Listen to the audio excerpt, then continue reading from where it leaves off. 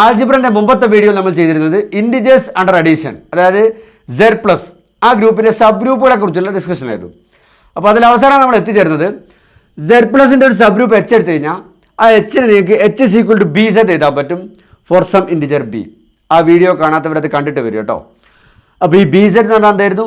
ബിയുടെ എല്ലാ ഇൻഡിജർ മൾട്ടിപ്പിൾസും. അതിൻ്റെ പ്രൂഫ് നിങ്ങൾ ആ വീഡിയോ നോക്കിയാൽ നിങ്ങൾക്ക് ഒരു കാര്യം കൂടെ മനസ്സിലാവും. നമ്മൾ എച്ച് ഒരു നോൺ സീറോ സബ് ഗ്രൂപ്പ് വിചാരിക്കുക സെഡ് പ്ലസിൻ്റെ. അപ്പോൾ നിങ്ങൾക്ക് H is equal to B Z എഴുതുമ്പം ആ ബി ഒരു പോസിറ്റീവ് ഇൻഡിജർ ആയിട്ട് തന്നെ ചൂസ് ചെയ്യാൻ പറ്റും. കാരണം അതിൻ്റെ പ്രൂഫിൻ്റെ അകത്ത് H is equal to B Z എഴുതുമ്പോൾ ആ ബി ആയിട്ട് ആരാ എടുത്തിരുന്നത്? എച്ചിലെ നമ്മുടെ നോൺ സീറോ സബ് ഗ്രൂപ്പ് എച്ചിലെ സ്മോളസ്റ്റ് പോസിറ്റീവ് ഇൻഡിജറിനായിരുന്നു നമ്മൾ ബി ആയിട്ട് ചൂസ് ചെയ്തിരുന്നത്. അപ്പോൾ നിങ്ങൾക്ക് സെഡ് പ്ലസിൻ്റെ ഒരു നോൺ സീറോ സബ് ഗ്രൂപ്പ് എടുത്തു കഴിഞ്ഞാൽ അതിനെ നിങ്ങൾക്ക് H is equal to B Z എഴുതാൻ പറ്റും, where B is a positive integer. ഇതൊക്കെ നിങ്ങളുടെ തലയിലുണ്ട്. ഞാൻ അതിൻ്റെ ഒരു ഇമ്പോർട്ടൻറ്റ് കോൺസിക്വൻസ് ആണ് ഇവിടെ ഡിസ്കസ് ചെയ്യാൻ പോകുന്നത്. സെഡ് പ്ലസിൻ്റെ രണ്ട് സബ് ഗ്രൂപ്പുകൾ എടുക്കട്ടെ ഞാൻ, എ സെഡ് ബി സെഡ് അല്ലേ, A and B are integers. അപ്പോൾ എ സെഡിൽ ആരാ വരിക? എയുടെ എല്ലാ ഇൻഡിജർ മൾട്ടിപ്പിൾസും, ഇവിടെ ബിയുടെ എല്ലാ ഇൻഡിജർ മൾട്ടിപ്പിൾസും. ഇനി എ സെഡ് പ്ലസ് ബി സെഡിനോട് ഞാൻ എന്താ ഉദ്ദേശിക്കുന്നത് അറിയോ? ഇവരുന്ന് ഒരാൾ എടുക്കുക, അതായത് എയുടെ ഒരു ഇൻഡിജർ മൾട്ടിപ്പിൾ എടുക്കുക, ഇവരുന്ന് ഒരാൾ അതായത് ബിയുടെ ഒരു ഇൻഡിജർ മൾട്ടിപ്പിൾ എടുക്കുക, അത് രണ്ടും ആഡ് ചെയ്യുക, നിങ്ങൾക്ക് ഒരു ഇൻഡിജർ കിട്ടുമല്ലോ. അത്തരം ഇൻഡിജേഴ്സ്, അതായത് ഇവിടുന്ന് ഒരാളെയും എടുത്തിട്ട് ആഡ് ചെയ്ത് കിട്ടുന്ന ഇൻഡിജേഴ്സ് അല്ലേ, അത്തരം ഇൻഡിജേഴ്സിൻ്റെ മൊത്തം കളക്ഷൻ അതിനെയാണ് ഞാൻ എ സെഡ് പ്ലസ് ബി സെഡോട് ഉദ്ദേശിക്കുന്നത്. ഈ സെറ്റ് പോസ്റ്റായിട്ട് മനസ്സിലാക്കിയിട്ട് മുന്നോട്ട് പോകട്ടോ. ഓക്കെ, അപ്പോൾ ഈ A Z plus B Z നമ്മുടെ സെഡ് പ്ലസിൻ്റെ ഒരു സബ്സെറ്റ് ആണല്ലോ. നിങ്ങൾക്ക് ഈസി ആയിട്ട് വെരിഫൈ ചെയ്യാൻ പറ്റും it is a sub group of Z plus എന്ന്. കാരണം ഇതിൻ്റെ അകത്ത് നിന്ന് രണ്ടാളത്തെ ആഡ് ചെയ്താൽ അത് വീണ്ടും ഇതേ ഫോമാറ്റിൽ എഴുതാൻ പറ്റും. So it is closed under addition. Identity ഇവിടെ ഉണ്ട്, ഇവിടെയുള്ള ഓരോന്നിനെയും ഇൻവേഴ്സ് വരുന്നുണ്ട്. ഇതൊക്കെ നിങ്ങൾക്ക് ഈസി ആയിട്ട് വെരിഫൈ ചെയ്യാൻ പറ്റും. So A Z plus B Z Z പ്ലസിൻ്റെ ഒരു സബ് ഗ്രൂപ്പാണ്. Okay, A Z plus B Z Z പ്ലസിൻ്റെ ഒരു സബ് ഗ്രൂപ്പാണ്. ഇനി ഈ എയും ബിയും ബോത്ത് സീറോ വിചാരിക്കാം, അങ്ങനെ എടുക്കാമല്ലോ. A and B are integers മാത്രമേ ഇപ്പോൾ നമ്മൾ പറഞ്ഞില്ല. അപ്പോൾ എക്കും ബിക്കും വേണമെങ്കിൽ ഒരുമിച്ച് സീറോ ആവാം. അങ്ങനെ ആകുമ്പോൾ A Z plus B Z ആരാ വരിക? സീറോ സെറ്റാണ് വരിക, സീറോ സബ് ഗ്രൂപ്പാണ് വരിക. അതിനെക്കുറിച്ച് നമ്മളൊന്നും ഡിസ്കസ് ചെയ്യുന്നില്ല, ഒന്നും ഡിസ്കസ് ചെയ്യാല്ല. It's zero subgroup. നമ്മൾ രണ്ടും ബോത്ത് സീറോ അല്ല വിചാരിക്കുക, രണ്ടും ഒരുമിച്ച് സീറോ അല്ല വിചാരിക്കുക. At least one of them are non zero അല്ലേ. അങ്ങനെ വരുന്ന സമയത്ത് A Z plus B Z നമ്മുടെ സെഡ് പ്ലസിൻ്റെ ഒരു നോൺ സീറോ സബ് ഗ്രൂപ്പാണല്ലോ. അങ്ങനെയാണെങ്കിൽ this is equal to some D Z എഴുതാണല്ലോ, എഴുതാൻ പറ്റുമല്ലോ. കാരണം നമ്മൾ എന്ത് കണ്ടു? സെഡ് പ്ലസിൻ്റെ സബ് ഗ്രൂപ്പുകളൊക്കെ ഈ ഒരു ഫോമാറ്റിലാണ്, ഇൻഡിജർ ഇൻറ്റു സെഡ് എന്നുള്ള ഫോമാറ്റിലാണ്. മറ്റൊരു കാര്യം കൂടി കിട്ടി, എല്ലാ നോൺ സീറോ സബ് ഗ്രൂപ്പിനെയും നമുക്ക് എങ്ങനെ എഴുതാൻ പറ്റും? ഡി സെഡ് എഴുതാൻ പറ്റും, where D is a positive integer അല്ലേ. ബി സെഡ് എഴുതാൻ പറ്റും, where B is a positive integer നമ്മളവിടെ കണ്ടതാണ്. അപ്പോൾ നമുക്ക് A Z plus B Z എയും ബിയും നോട്ട് ബോത്ത് സീറോ ആണെങ്കിൽ A Z plus B Z നമ്മളെ സെഡ് പ്ലസിൻ്റെ ഒരു നോൺ സീറോ സബ് ഗ്രൂപ്പാണ്. അങ്ങനെയാണെങ്കിൽ അതിനെ ഈക്വൽ ടു ഡി സെഡ് എഴുതാൻ പറ്റും, where D is a positive integer തന്നെ കിട്ടും. അപ്പോൾ ഈ ഡി ആരാന്നുള്ളതാണ് നമ്മൾ ഈ വീഡിയോയിൽ അന്വേഷിക്കുന്നത്. For example 36z z plus 60z, ഇത് ഇങ്ങനത്തെ ഒരു സിറ്റുവേഷൻ അല്ലേ. എ ആയിട്ട് 36 എടുക്കുക, ബി ആയിട്ട് 60 എടുക്കുക. അപ്പോൾ this is equal to some D Z എഴുതാൻ പറ്റുമല്ലോ. ഈ ഡി ആരാണ്? ഈ ഡിക്ക് ഒരു ഉത്തരങ്ങളെ മനസ്സിലുണ്ട്, കാരണം നമ്മളിതിൻ്റെ പ്രൂഫിൻ്റെ അടുത്താണ് ഈ സബ് ഗ്രൂപ്പിൻ്റെ അകത്തുള്ള least positive integer, smallest positive integer എടുക്കുക, അതായിരിക്കും ഡി എന്ന് നിങ്ങളുടെ മനസ്സിലൊരു ഉത്തരമുണ്ട്. പക്ഷെ അതെങ്ങനെ കണ്ടുപിടിക്കും? ഈസി ആയിട്ട് അത് ഈസി ആയിട്ട് ഈ ഡി കണ്ടുപിടിക്കാനുള്ള വഴിയാണ് നമ്മളിതിൽ അന്വേഷിക്കുന്നത്. ഓക്കെ, അപ്പോൾ ആരാണ് ഈ പോസിറ്റീവ് ഇൻഡിജർ ഡി? നമുക്ക് ആൻസറിലേക്ക് പോകാം. നിങ്ങൾ പോസ് ചെയ്തിട്ട് ഒരു കാര്യം മനസ്സിലാക്കാൻ പറ്റും നോക്ക്. ഈ ഡി സെറ്റിൻ്റെ അകത്ത് എയും ബിയും ഉണ്ടെന്ന് പറയാൻ പറ്റുമെന്ന് നോക്ക്. ഞാൻ എന്തായാലും ആൻസറിലേക്ക് പോട്ടെ. ഇവിടെ എ ഉണ്ടെന്ന് പറയാൻ എന്ത് ചെയ്താൽ മതി? ഇവിടെ എ ഉണ്ടെന്ന് പറഞ്ഞാൽ പോരെ, കാരണം ഇവിടെ ഉള്ളവരൊക്കെ അവിടെ അല്ലേ. ഇവിടെ എ ഉണ്ടോ? ഉണ്ട്. കാരണം എനെ എങ്ങനെ എഴുതാൻ പറ്റും? എനെ A into 1 plus B into 0 എന്ന് എഴുതാലോ അല്ലേ. അങ്ങനത്തെ ആളുകളൊക്കെ ഇവിടെ വരും. കാരണം എൻ്റെ ഒരു ഇൻഡിജർ മൾട്ടിപ്പിൾ പ്ലസ് ബീൻ്റെ ഒരു ഇൻഡിജർ മൾട്ടിപ്പിൾ എഴുതാൻ പറ്റുന്ന എല്ലാ സാധനവും ഇവിടെ വരും. എനെ A into 1 plus B into 0 എന്ന് എഴുതാൻ പറ്റും. So A is here. അതുകൊണ്ട് തന്നെ എ ഡി സെറ്റിലുണ്ട്. എ ഡി സെറ്റിലുണ്ടെന്നുണ്ടെങ്കിൽ ഡി സെറ്റിൽ ആരാ വരിക? ഡിയുടെ ഇൻഡിജർ മൾട്ടിപ്പിൾസാണ് വരിക. So A is equal to D M for some integer B M. Clear അല്ലേ?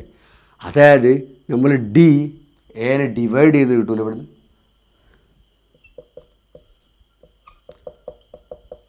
D divides A. ഇതേപോലെ തന്നെ ഇവിടെ ബി ഇല്ലേ, കാരണം ബീനെ എങ്ങനെ എഴുതാൻ പറ്റും? A into 0 plus B into 1 എഴുതാൻ പറ്റും. സോ ഇവിടെ ബി ഉണ്ട്, അതുകൊണ്ട് തന്നെ ബി ഡി സെഡിലുണ്ട്. ഇതേപോലെ നമുക്ക് എന്ത് പറയാൻ പറ്റും? ബി അപ്പോൾ ഡിൻ്റെ ഒരു മൾട്ടിപ്പിളാന്ന് കിട്ടും, which means D divides B.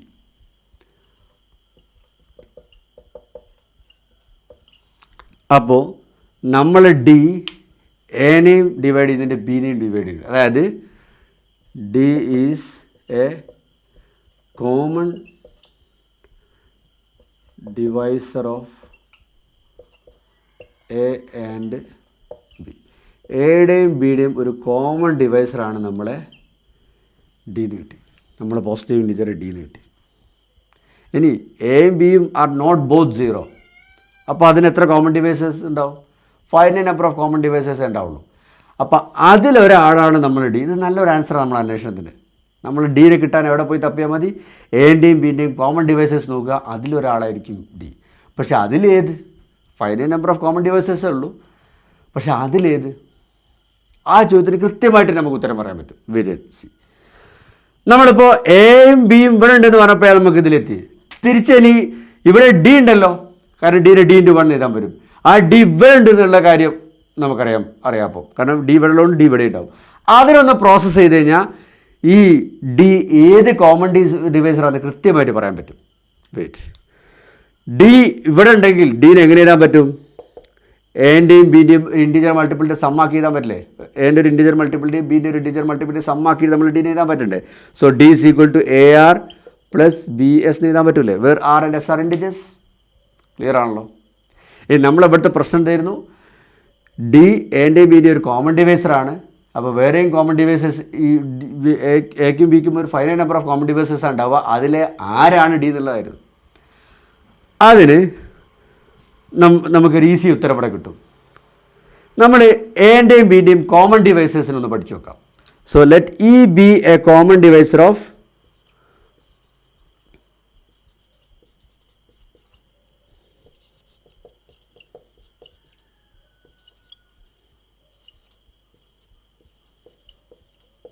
D എൻ്റെയും ബിൻ്റെയും ഒരു കോമൺ എൻ്റെയും ബിൻ്റെയും ഒരു കോമൺ ഡിവൈസർ വിചാരിക്കുക. അതിൻ്റെ അർത്ഥം എന്താ? എ അപ്പം ഇൻ്റെ മൾട്ടിപ്പിൾ അല്ലേ? എ ഇൻ്റെ ഒരു ഇൻറ്റിജർ മൾട്ടിപ്പിളാണ്. അതുപോലെ തന്നെ ഈ ബിയുടെ കോമൺ ഡിവൈസർ ആയതുകൊണ്ട് ബിയും ഇൻ്റെ ഒരു ഇൻറ്റിജർ മൾട്ടിപ്പിളാണ്. അപ്പോൾ ഇവിടെയും ഇ ഉണ്ട്, ഇവിടെയും ഇ ഉണ്ട് അല്ലേ? ഇ ഇൻറ്റു സം ഇൻറ്റിജർ എഴുതാൻ പറ്റും, ഏനെ ഇതിനെയും ഇ ഇൻറ്റു സം ഇൻറ്റിജർ എഴുതാൻ പറ്റും. അപ്പോൾ രണ്ടിലും ഇ ഉള്ളതുകൊണ്ട് ഇനെ പുറത്തെടുത്തിട്ട് ഇ ഇൻറ്റു സം ഇൻറ്റിജർ എന്നതിനെ മാറ്റി എഴുതാൻ പറ്റുമല്ലോ. Physical E into some integer pause ചെയ്തിട്ട് മനസ്സിലാക്കുക. അപ്പോൾ ഈ കാരണത്താൽ നമ്മൾ ഡി ഇൻ്റെ ഒരു മൾട്ടിപ്ലൈ മാറി. കാരണം എന്താണ്? ഇതൊന്ന് പ്രോസസ് ചെയ്താൽ ഇതൊന്ന് മനസ്സിലാക്കിയാൽ മതി. ഈ എൻ്റെ കോമൺ ഡിവൈസറാണ്, അതുപോലെ തന്നെ ബിൻ്റെയും കോമൺ ഡിവൈസറാണ്. അപ്പോൾ രണ്ട് സ്ഥലത്തും ഇ ഉണ്ട്, ഇനെ പുറത്തെടുത്തിട്ട് ഇ ഇൻറ്റു എന്ന് എഴുതാൻ പറ്റും.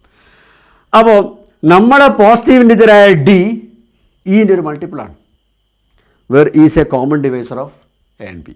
അപ്പോൾ ഇവിടെ നിങ്ങൾക്ക് ഈസി ആയിട്ട് കിട്ടൂലേ? Is less than or equal to D.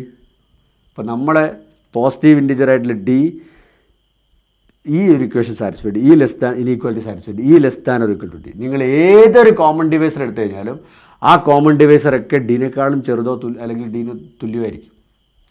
അപ്പോൾ നമ്മുടെ ചോദ്യത്തിന് ഉത്തരം കിട്ടിയില്ല. നോക്കിയാൽ നമ്മൾ ഡി ആരാണ്? എൻ്റെയും ബിൻ്റെയും ഒരു കോമൺ ഡിവൈസറാണ്. ഇനി എൻ്റെയും ബിൻ്റെയും വേറെ ഏതൊരു കോമൺ ഡിവൈസർ എടുത്തു കഴിഞ്ഞാലും that common divisor is less than or equal to D. അപ്പോൾ നമ്മൾ D is the greatest common divisor of A and B. അപ്പോൾ എനിക്കിങ്ങനെ എഴുതിക്കൂടെ?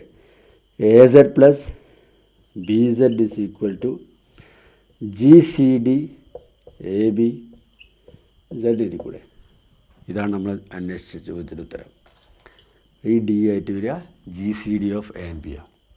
അപ്പോൾ ഇതിൻ്റെ ഉത്തരമായിട്ട് ആര് വരും? 36ൻ്റെയും 60ൻ്റെയും കോമൺ ഡിവൈസർ കമ്പ്യൂട്ട് ചെയ്യാൻ പറ്റും. It is 12. ഇനി മറ്റൊരു കാര്യം എന്താണെന്ന് വെച്ച് കഴിഞ്ഞാൽ ഇതിൻ്റെ ഇടയ്ക്ക് ഈ ഒരു സംഭവത്തിനൊരു ഇമ്പോർട്ടൻസ് ഉണ്ട്. ഇത് നോക്കുക, ഇതെന്താ പറഞ്ഞത്? ഈ ഡീനെ എൻ്റെയും ബിൻ്റെയും ഇൻറ്റിജർ മൾട്ടിപ്പിൾ കോമ്പിനേഷൻ ആക്കിയിട്ട് എഴുതാൻ പറ്റില്ലേ? ഇല്ലേ? A R plus B S എഴുതാൻ പറ്റില്ലേ ഡീനെ? ഇതൊരു ഇമ്പോർട്ടൻറ്റ് സംഭവമാണ്, ഓർത്തിരിക്കേണ്ട സംഭവമാണ്. ഡി നമ്മളെ എൻ്റെയും ബിൻ്റെയും ഗ്രേറ്റസ്റ്റ് കോമൺ ഡിവൈസറാണ്. ആ ഡീനെ A R plus B S എഴുതാൻ പറ്റും. അതായത് ഇവിടെ അപ്പം ഈ 36ൻ്റെയും 60ൻ്റെയും ഗ്രേറ്റസ്റ്റ് കോമൺ ഡിവൈസറാണ് 12. അപ്പോൾ ഈ 12 എങ്ങനെ എഴുതാൻ പറ്റും? 36ൻ്റെയും 60ൻ്റെയും ഇൻറ്റിജർ കോമ്പിനേഷൻ എഴുതാൻ പറ്റും. അതെങ്ങനെയാണെന്നറിയോ? ഇസ് ഈക്വൽ ടു 36 × 2 എടുക്കുക. അപ്പോൾ എത്ര പറ്റും? 72 വരില്ലേ? 72 നിന്ന് 60 അങ്ങ് മൈനസ് ചെയ്യുക, അതായത് +60 × -1. അപ്പോൾ നിങ്ങൾക്ക് 12 കിട്ടും. അപ്പം ഇതാ ഗ്രേറ്റസ്റ്റ് കോമൺ ഡിവൈസറായ 12നെ ഈ 36ൻ്റെയും 60ൻ്റെയും ഇൻറ്റിജർ കോമ്പിനേഷനൊക്കെ എഴുതാൻ പറ്റും. ഇതൊരു ഇമ്പോർട്ടൻറ്റ് സംഭവമാണ്, ഓർത്തിരിക്കേണ്ട ഒരു സംഭവമാണ്. അപ്പോൾ ഉത്തരമായി ഞാൻ വിചാരിക്കുന്നു. കൺഫ്യൂഷൻ ഒന്നുണ്ടെങ്കിലൊക്കെ നിങ്ങൾ ചോദിച്ചാൽ മതി. ഡിസ്ക്രിപ്ഷനിലെ വാട്സപ്പ് നമ്പറിൻ്റെ ഫെസിലിറ്റി ഉപയോഗിച്ചിട്ട് ചോദിച്ചാൽ മതി. Thank you.